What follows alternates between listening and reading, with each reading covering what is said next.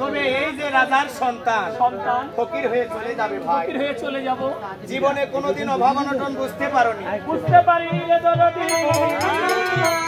ছোট্টকাল থেকে সিংহাসনে মানুষ হয়েছো, মানুষ হয়েছে, জীবনে কোনোদিন মানুষের দ্বারে যাওনি ভাই। মানুষের দ্বারে আমি কখনো তাই এই যে রাজার সন্তান আসলা ধুলা দুটি ভাই কান্দে নিয়েছি, ফকির হয়েছি, তুমি লোভ লালসা দূর করেছো নাকি?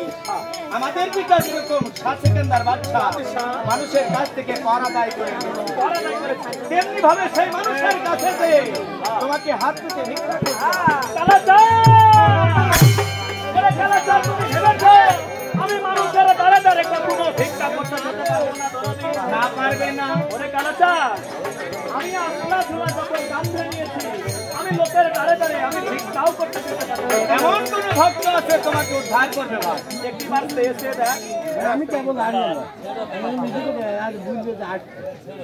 যাই হোক, সম্মানী উপস্থিতি, আমি একদম পরে আমি এই গাজী কালাচার যদি দয়া হয় ফকিরের ঝোলায় গাজীর গায়ে নামে 200 টাকা দিয়ে, আর যদি মনে টানে যে নাম নেবে তালিয়া তিয়ার দরকার নেই, বসে থাকেন বা গান শোনা।